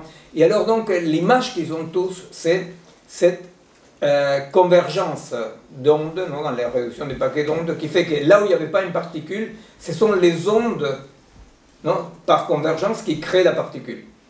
Si nous avons en tête les phénomènes de réduction des paquets d'ondes, on comprend à quoi est en train de faire référence le Match et Whitehead. Tu vois? Ça veut dire qu'il y a des sensations, il appelle sensation, perception, bon, feeling en anglais, donc ça c'est quelque chose, on va voir pourquoi. Mais dans tous les cas, tu vois ce que je veux dire, il n'y a pas un corps qui a des sensations.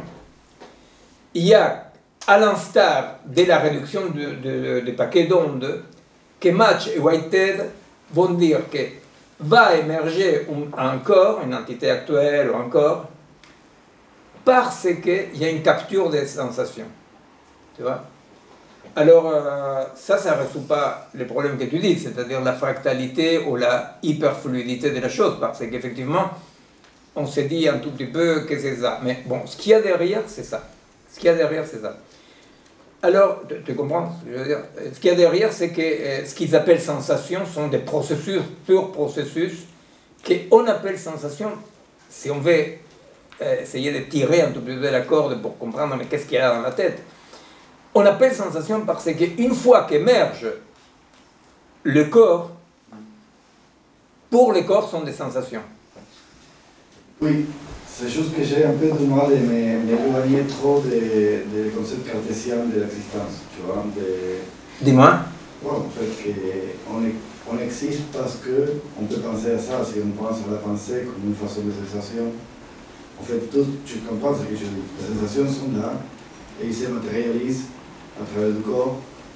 Mais ce corps, c'est celui qui pense et qui peut senser tous les mondes qui est autour. Non, mais il ne dit pas. Ils ne sont pas en train de dire que les pensées se matérialisent dans le corps. Au contraire, il dit que les sensations, à un moment donné, les sensations constituent une unité. C'est-à-dire que pour Descartes, dans le binarisme cartésien, le sujet cartésien il est substantiel, comme le monde il est substantiel. Ouais, on laisse de côté la partie substantielle, mais quand même, en fait, si on pense à la pensée ou à la sensation, en fait, à mon avis, en fait, la pensée c'est une façon de sensation. Et ces sensations, en fait, si tout est processus, la sensation est une partie, est une forme de processus, et en fait, la seule façon de savoir qu'un processus existe, c'est à travers de la sensation. Au final, on peut souvent être si, non, mais c'est là où ça ne marche pas. La seule façon de prouver, de constater qu'il existe, c'est la sensation, tu dis. Non? Ou la pensée pour Descartes. Il ne dit pas ça. Il ne dit pas que je constate à travers les sensations que j'existe. Il dit, je passe à l'existence parce que, en faisant des sensations, convergent. Et de là émerge cette unité. Je ne dis pas que soit... je vous ai dit d'abord que pour nous, il y a un problème là, que nous, on va jusque là, mais on tire un peu ailleurs. Mais je veux quand même expliquer la position de Whitehead et des matchs qui expriment d'une façon archi claire le pivot entre, pour connaître, il faut laisser de côté les sensations, jusqu'à, il y a des sensations. Et je vous explique la question des paquets d'ondes, qui est l'image qui sont derrière eux. Parce que tu vois, quand tu dis... Dans le « je pense donc je suis », effectivement, c'est ce que tu dis. Je constate, mettons sensation ou pensée, peu importe, là, tu vois, Descartes, il est mort. Mais donc, ce que tu dis, c'est « je constate dans l'après-coup que j'ai existé, puisque je pense, ou puisque j'ai des sensations ». C'est pas ça qu'ils disent, eux. Ils disent « ce sont des sensations ». Tu vois, ça serait, alors là, faire ça cartésiennement, ça serait très très bizarre, parce que là, ça donne effectivement la cybernétique totale. Parce que ça serait quoi? Parce qu'il y a des pensées, parce qu'il y a des informations, tu vois, émerge une unité. Tu comprends? Alors, oui, effectivement, quelque part, en cybernétique, on pourrait penser ça. Tu vois, que par corrélation émerge une unité, tu vois. Mais ce qu'ils sont en train de dire, effectivement, c'est tout à fait le contraire. Tu vois, et c'est pour ça que j'explique l'image qui sont derrière comme ça, tu vois, dans la tête, parce que ça allait exploser la tête. Mais la vérité, c'est que même aujourd'hui, quand un homme, je ne sais pas, peut-être à niveau de terminale, la première, commence à prendre un tout petit peu de physique quantique, et tout comme ça, je pense qu'il doit avoir un corps qui sont une sorte de choc quand même, de dire, mais comment, au-dessous, ben, au-dessous, il n'y a rien, tu vois, la non-substantialité. Eux, c'est, tu vois, et c'est pour ça que je parlais avant de toutes les formes se déconstruisent. Ils vivent dans un monde dans lequel, tu vois, imagine-toi, Match, il dit à sa femme, ce soir je vais dormir tranquille, je vais rester tranquille, j'oublie la réduction du paquet d'ondes, on va regarder des tableaux, et alors il va voir des tableaux, et les tableaux sont toutes des formes déconstruites, tu vois. Et là je vais lire un bouquin d'histoire, elles sont toutes des catégories déconstruites, tu vois, on dit bon merde, voilà. Et il fait la théorie des matchs, et l'empirocréticisme. Et alors, la question c'est effectivement que dans cette vision de seuil, nous les traitons ça comme des seuils, et ils ne parlent pas des seuils justement, dans cette vision de seuil, ils vont émerger des formes existantes, que Whitehead appelle des entités actuelles. Juste, mais du coup, Lénine, quand il critique ça, en fait, ce que tu expliques, c'est qu'il se trompe en mettant dans le même paquet les solipsistes type un peu Berkeley, etc., et des ultra-matérialistes type Match. En fait, il met tout dans le même bloc, alors que c'est complètement différent. Tout à fait différent. C'est-à-dire, Lénine ne comprend pas. Lénine, c'est drôle parce que c'est lui qui devient dualiste, tu vois, parce que c'est lui qui va dire ah non, il y a le cerveau, il y a le monde, tu vois. Et l'autre, ce qu'il dit, le cerveau, il est dans le monde, et tout cela, ils sont lus ou étaient très influencés par Spinoza. L'homme n'est pas un empire dans l'empire, non? Le vivant n'est pas un empire dans l'empire. C'est-à-dire que ce qu'est en train d'écrire Match dans l'empire au criticisme, au contraire, Lénine, le problème c'est que la vérité c'est que certainement il y avait un problème politique entre Lénine et Boulganov, tu vois, parce que pour des questions très peu philosophiques ou je sais pas quoi, après ils l'ont mis en Sibérie à Boulganov. Alors je crois quand même qu'il y avait une intentionnalité obscure, vraiment. Enfin, dans tous les cas, ce que Lénine ne comprend pas, c'est qu'au contraire, la position de Boulganov et Match sont des positions archi-matérialistes. Parce qu'ils vont dire, bah, les cerveaux, c'est-à-dire que personne ne nie qu'il y a un monde en dehors du cerveau, sont simplement des entités actuelles, donc des seuils, non, des entités émergentes, différentes, mais que toutes les deux, c'est l'idée des pliques, si tu veux, toutes les deux sont tissées de la même étoffe. Vous comprenez? Et cette étoffe, c'est quoi? C'est les sensations, on va dire. Alors, là, c'est quand on dit les sensations, là, il y a un point qui est le point qu'on peut aborder maintenant. Jusqu'ici, c'est compréhensible plus ou moins, ces changements, ces réponses urgentes qu'ils doivent donner pour redonner une forme au monde, non? On avait cité souvent ici ces principes un peu de logique mathématique dans lesquels on dit la réalité, ce qui constitue la réalité, et l'oubli de la maille. Non, la maille, c'est la maille de production, hein? C'est l'oubli des processus.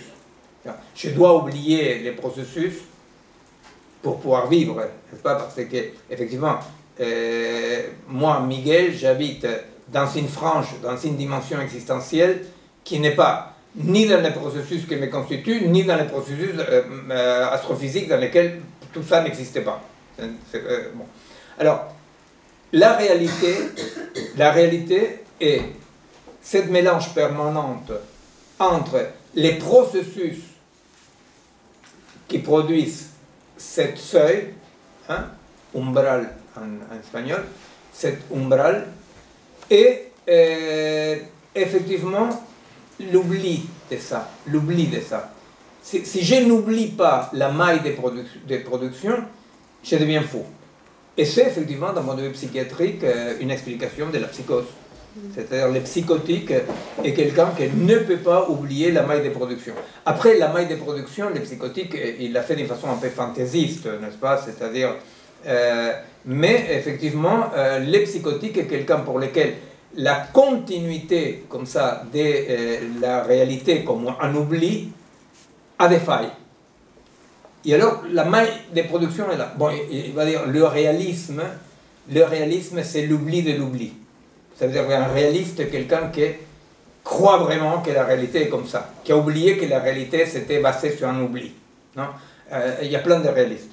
Il y a plein de réalistes dogmatiques qui présentent leur théorie comme dans l'oubli de qu'une théorie est suffisamment bonne, quoi. Une théorie, dans le meilleur des cas, est suffisamment bonne, mais la théorie, ce n'est pas le reflet, non? D'un monde qui existerait de façon discrète, comme ça. Alors, de ce point de vue-là, nous disons, ce que Whitehead présente comme des processus dans lesquels il va dire, bon, la pyramide d'Égypte est un processus, bon, il va avoir aussi Dieu, c'est un processus, mais c'est un Dieu plutôt, le Dieu de Spinoza, disons, non, c'est pas le Dieu de la théologie. Ce sont des processus. Alors, le problème, c'est que Whitehead, dans cette ontologie qu'il va faire, et Match aussi, et en partie Simondon, ils ne vont pas faire la différence entre des processus propres au vivant et d'autres processus, n'est-ce pas? C'est-à-dire que là, ils vont dire la pyramide, une pierre, etc., est un processus, et ces processus-là capturent des sensations et les résultats des sensations et capturent des sensations. Non? Bon, nous, c'est là où je vais arriver aujourd'hui, et après on va développer la prochaine fois.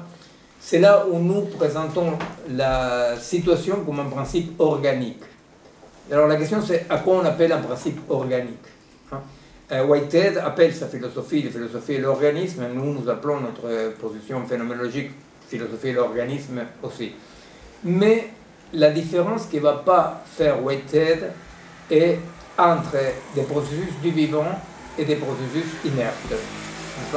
Il va dire tous les deux vont, c'est le concept de préhension, de prendre, de préhension. Hein? Tous les deux, ils vont prendre, capturer des éléments, des sensations, des éléments pour exister, la pyramide, etc. Alors, nous,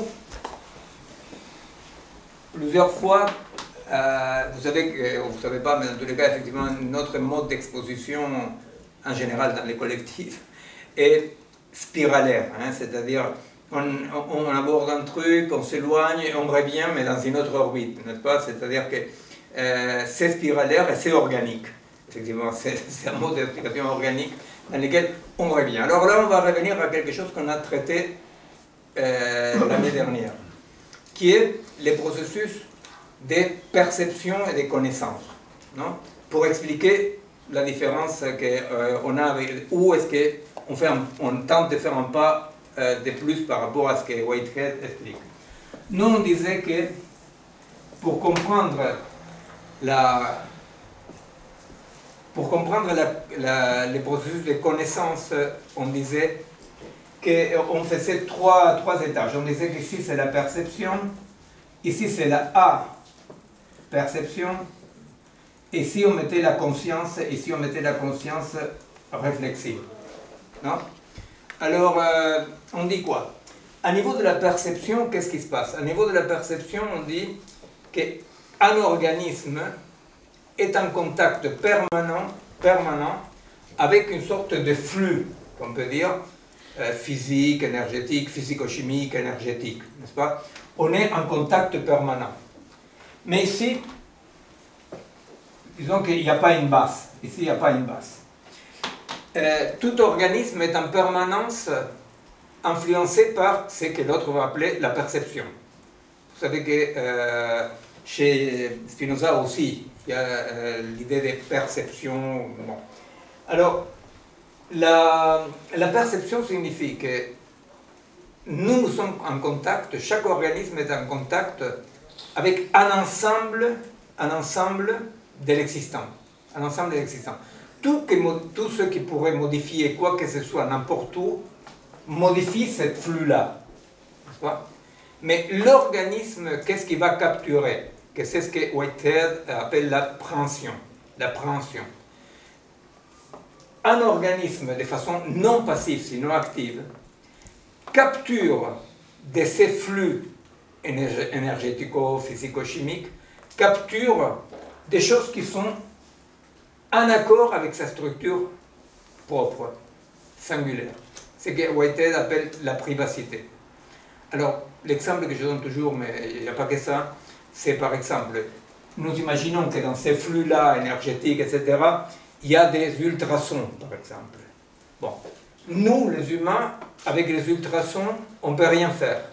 Alors, il y a ce que Whitehead appelle une préhension négative, c'est-à-dire, on ne les prend pas. On est traversé par ça, n'est-ce pas? Parce que la perception traverse en permanence notre corps. Hein?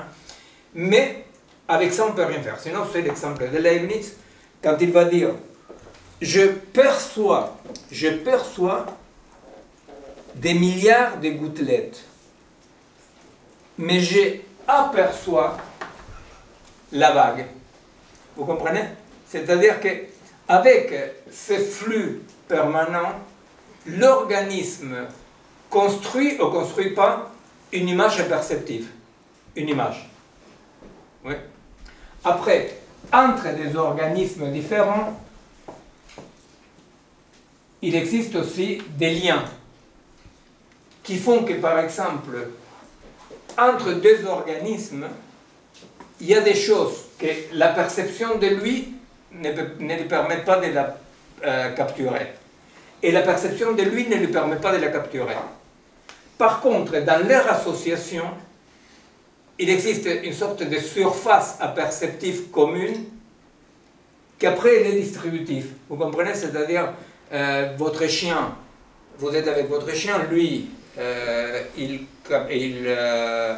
va capturer, va apercevoir des ultrasons, il va agir de cette façon dans votre empathie avec les chiens, et donc ce que lui il a aperçu et que vous ne pouvez pas apercevoir, vous pouvez en faire quelque chose avec parce qu'il y a une surface perceptive commune.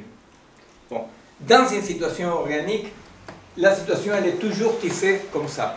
Il y a des perceptions. Alors je fais vite ça. Vous comprenez, il y a la perception. Donc la perception, c'est les flux qui constituent notre corps en permanence.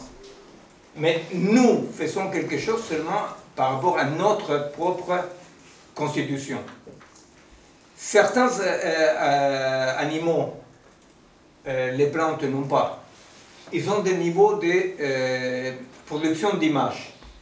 Il faut les comprendre conscience dans le sens le plus basique des monitoring. N'est-ce pas? Des monitoring. Il y a des images auditives, des images sensitives, des images. C'est-à-dire qu'il y a la possibilité d'avoir une sorte de monitoring qui donne une information sur l'état proprioceptif. Hein, la conscience, il faut les voir à un niveau comme ça, très très bas, de l'émergence des images proprioceptives. Et pour l'être humain, effectivement, de par son rapport avec la langue articulée, etc., les concepts, il y a une conscience réflexive qui permet de penser que tu es en train de penser. Hein? Nous ne croyons pas qu'il y ait des animaux qui puissent avoir la conscience réflexive. Par contre, c'est évident qu'il y a des animaux qui ont la conscience des images, c'est évident, n'est-ce pas? L'autre point, c'est qu'effectivement, l'information, c'est ce que... Alors, nous, cette voie-là est la voie de la compréhension. La compréhension, pourquoi? Parce que, à travers l'expérience de mon corps, je comprends quelque chose. La plupart des choses que je comprends n'arrivent jamais à la conscience, et encore moins à la conscience réflexive. N'est-ce pas? Mais l'expérience permet une compréhension corporelle. Alors, la conscience ne prévoit pas, n'exige pas l'expérience, c'est l'expérience, n'est-ce pas, qui permet l'émergence de la conscience. Ouais? Bon. Alors, pour comprendre l'information, c'est ce qui arrive directement à la conscience réflexive, par exemple. Ou la conscience, vous pouvez éduquer un chien, vous l'éduquez comme ça, avec des images. Vous vous arrangez pour qu'il ait des images. Vous voyez, c'est-à-dire quand vous donnez à votre chien truc, comment on appelle ça, un sucre, non, parce qu'il ne faut pas donner le sucre au chien. Une croquette. Une croquette, voilà. Et alors, vous donnez une croquette à votre chien, parce qu'il a fait ci ou ça, vous êtes en train d'agir au niveau de la conscience comme production d'image, parce qu'il va associer, non, réflexologie de base, non, il va associer un certain comportement avec la croquette. Donc il y a une image, Ces comportements, good, parce qu'il y a une croquette, n'est-ce pas? Bon. Alors, l'information, par contre, c'est ce qui arrive au-delà de toute compréhension corporelle. On a des informations codifiées. Ici, tout est à niveau de perturbation, d'influence, de circulation. Ici, on a un niveau informationnel, codé. Alors, il arrive une information. Mais l'information, neurologiquement, n'emprunte pas les mêmes voies synaptiques, par exemple, chez les humains, que la compréhension. N'est-ce pas? La compréhension est toujours, vous savez, la compréhension, vous pouvez dire tu es mort, tu es vivant, je vais mourir, je ne sais pas. Donc la compréhension, c'est pas tu es mort, tu es vivant. C'est-à-dire tu es mort, tu es vivant, tu es en danger, tu n'es pas en danger, vous comprenez?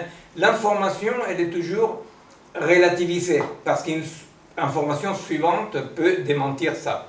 Hein?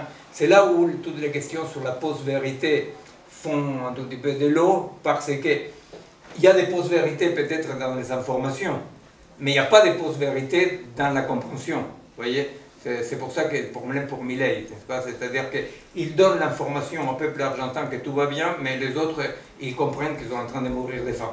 Ouais. Alors, à niveau de la compréhension, il n'y a pas de post-vérité. C'est à niveau de l'information, sauf que l'information aujourd'hui est en train de remplacer d'une façon massive et très rapide toute la compréhension corporelle de laquelle on se méfie. Et on voit bien comment le pouvoir essaie de qualifier des terroristes, ceux qui occupent la rue, ceux qui... Vous comprenez pourquoi? Parce qu'effectivement, tant qu'on est à niveau de l'information, si vous n'êtes pas d'accord, c'est parce que vous n'avez pas compris. Mais la vérité, c'est qu'à niveau de la compréhension physique, vous ne doutez pas. Vous comprenez? Mais l'information, la propagande, c'est la tentative de remplacer la compréhension, non, par l'information. Bon. Alors, effectivement, nous disons, chaque corps, il capture ce qui lui permet de vivre. Alors, un organisme, bon, ça, je l'ai expliqué plusieurs fois, mais bon, je passe vite fait là-dessus, si quelqu'un ne comprend pas, me dit. Là, on est en train de parler d'une unité organique. Alors, juste un élément pour comprendre qu'est-ce qui donne une unité organique, en quoi c'est une unité organique à différence d'une entité non organique. Que c'est là où je vous dis que Whitehead, même s'il a écrit un bouquin sur la nature, il va dans ce sens-là, mais ne conclut pas ça. Il reste beaucoup trop proche de la position des matchs, des sensations qui convergent pour créer quelque chose. Non? Alors, nous on dit, effectivement, un organisme existe parce qu'il capture des choses. Mais l'organisme, si bien on dit pas, parce que c'est l'œuf et la poule pour nous la question là, des Match et Whitehead. Est-ce qu'il y a d'abord les sensations et après l'organisme en disant, ça c'est l'œuf et la poule. Ce que nous savons, c'est qu'un organisme, à différence d'un agrégat, alors vous savez, non, si tout le monde, l'exemple de l'agrégat, je le répète, ça m'ennuie moi-même dernièrement que je le répète, mais un agrégat, c'est l'idée d'une entité qui existe parce qu'il va maintenir ses parties extensives. Vous voyez? Alors c'est l'exemple de la voiture, voilà, vous allez chez le garagiste, vous venez chercher votre voiture, il vous montre une voiture qui a les châssis différents que le vôtre. Il dit non mais c'est la vôtre. Après il dit bon c'est, voilà, la dernière fois j'avais expliqué ça, je ne sais pas si vous vous rappelez, on avait conclu avec les bateaux d'ETC, mais bon, je répète rapidement. Et il a changé le châssis, après il a changé le moteur, après il a changé les sièges. Alors vous dites c'est pas ma voiture. Pourquoi? Parce que l'unité d'une entité actuelle non organique doit l'effet d'être même, être la même, au fait de maintenir ses parties. Vous voyez? Maintenir ses parties. C'est-à-dire que ma voiture sera la même tant qu'elle maintienne les parties qui la constituent ensemble. C'est pour ça l'idée là, des bateaux DTC qui ont changé, restaient les mêmes. Mais la blague du bateau DTC, c'est qu'on changeait, mais restaient les mêmes seulement pour un observateur extérieur. En tant que nous, on grandit, on rappétit, on grossit, on maigrit, on a la barbe, et étonnamment, on se reconnaît à la glace. Mais pourquoi tu te reconnais à la glace si tu changes en permanence, n'est-ce pas? Bon. Alors, un organisme, au contraire, il doit le fait d'être même, de maintenir sa identité, au fait de perdre en permanence des parties extensibles, les parties qui les composent, et de produire d'autres. Et une différence encore, c'est que les parties de l'organisme, les protéines par exemple, non, ne sont pas des parties que l'organisme incorpore pour faire son organisme, non, pour sa structure. Ce que l'organisme incorpore va les modifier pour construire ces briques, hein, ces protéines. Hein. C'est pourquoi, si dans le monde de l'agrégat, le monde dans lequel une entité se doit de maintenir les parties qui les composent, non? Si dans le monde des agrégats, les parties qui les composent peuvent être simples au départ et après devenir complexes, dans le monde du vivant, c'est complexe au départ et c'est complexe à la fin. C'est complexe parce qu'il n'y a pas de parties simples qui me constituent. Les parties simples que je bouffe ou que je respire, ces parties simples, ces atomes, ces molécules, je les transforme, je défais cette unité-là pour fabriquer mes protéines, mes briques. Vous comprenez? Donc c'est pour ça qu'on dit que l'unité d'un organisme est due au fait qu'effectivement, à quoi Match et Whitehead appellent des sensations, c'est tous les éléments qui arrivent à la perception. Vous comprenez? Tous les éléments qui arrivent à la perception.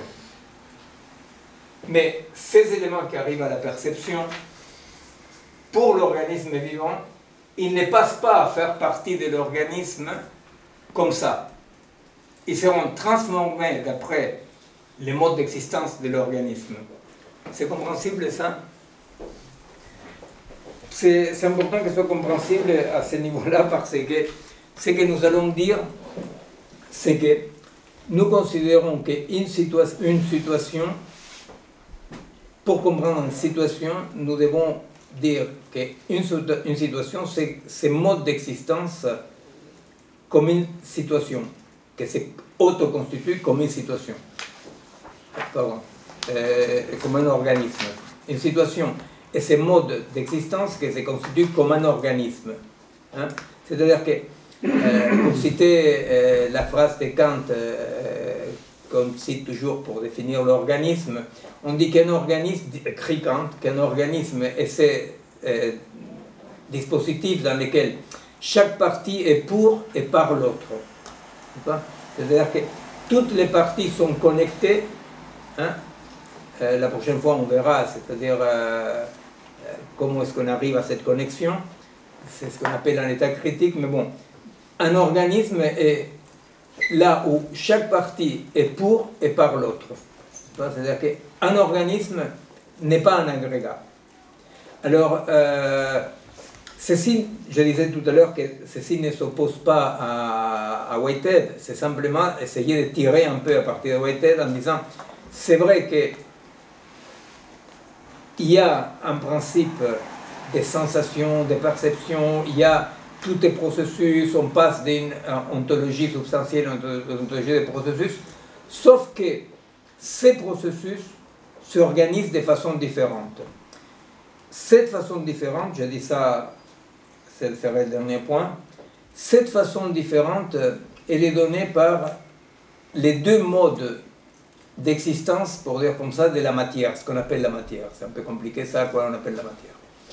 On peut dire que les deux modes d'existence, des rapports avec ce qu'on appelle la matière, si nous on se situe dans la physique de la modernité, par exemple, newtonienne, on peut dire que la matière est composée de parties qui interagissent entre elles de façon mécanique. C'est entrechoc, etc., etc.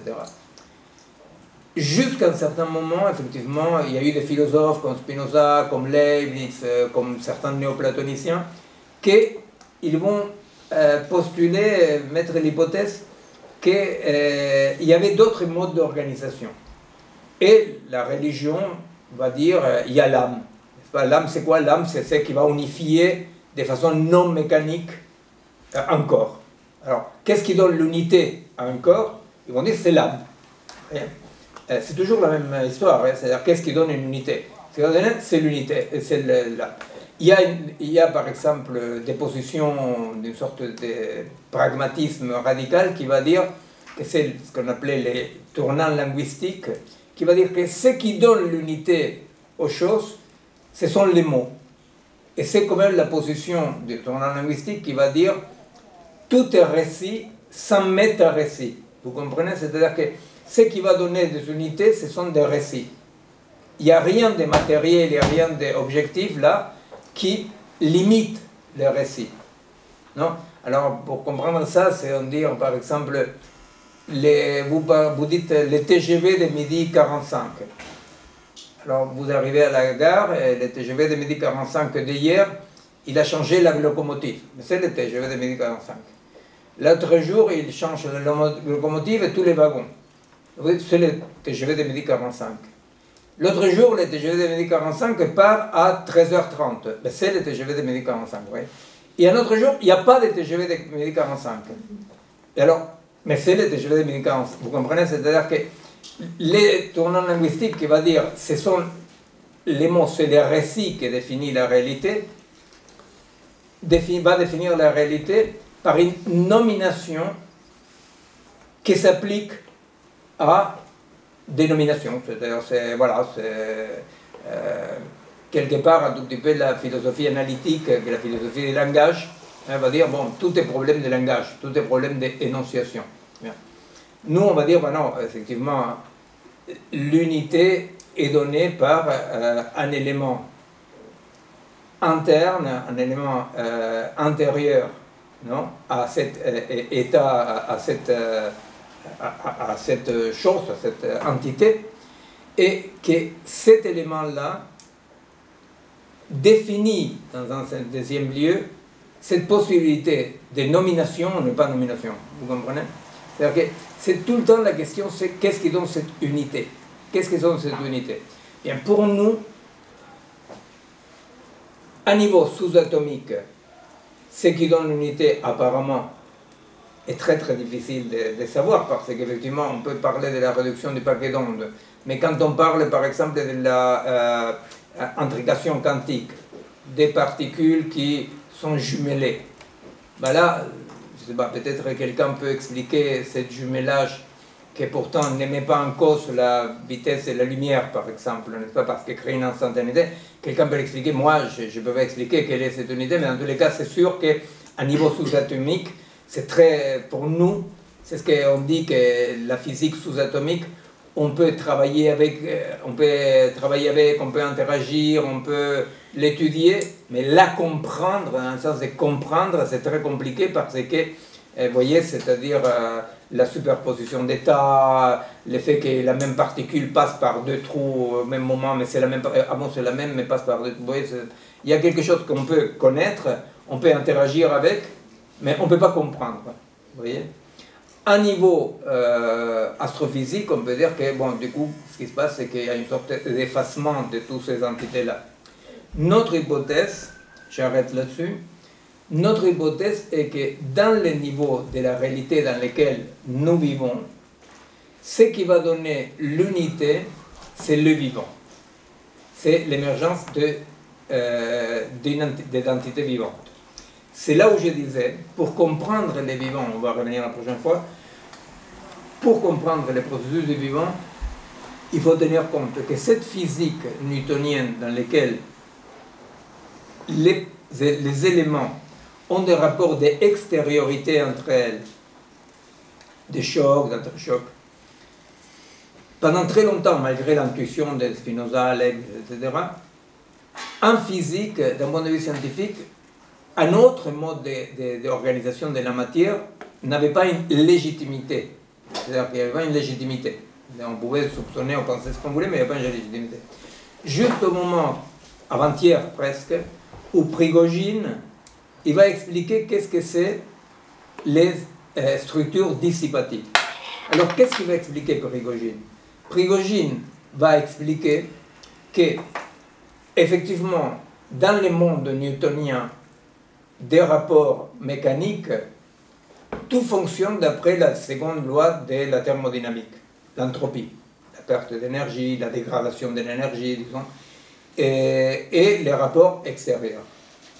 Ce qui va expliquer Prigogine, et c'est une révolution énorme épistémologique, il va expliquer que, à vrai dire, il y a au moins un autre mode d'organisation et de fonctionnement de la matière qui est un mode à travers lequel pas tout va vers les désordres ou la dégradation de l'énergie, mais qui a des phénomènes locaux de négantropie, c'est-à-dire dans lesquels il y a une augmentation de l'ordre.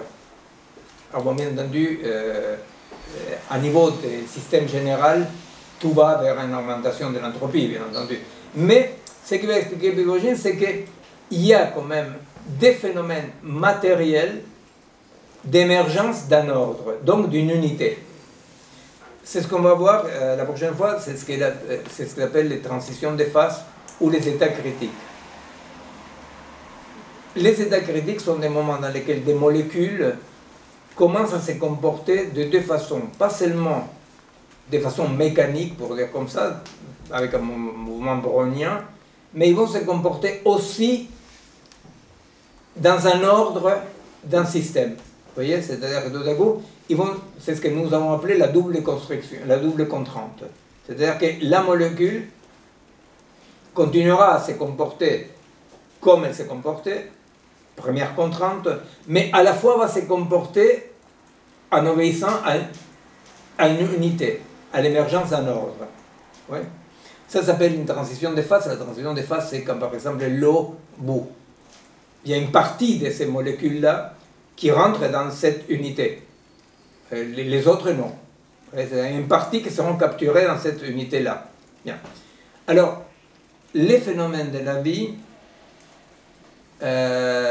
Giuseppe Longo et Francis Bailly, un mathématicien et un biologiste, ils ont dit, pour comprendre les phénomènes de la vie, nous devons comprendre ces phénomènes de négantropie, donc d'émergence d'un ordre, oui, comme si c'était un état critique, une transition de phase, ces moments dans lesquels les molécules sont capturées par deux contraintes étendues. Vous comprenez?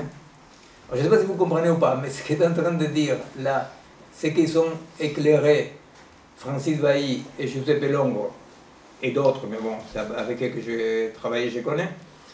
Et c'est ce qu'ils sont en train de dire, c'est que si bien la Grande Pyramide est un processus, n'est-ce pas, parce qu'il est pris dans les temps, etc., le propre du vivant, c'est que ces processus sont marqués par l'émergence d'un ordre interne, hein, qui aussi sera inscrit dans la durée,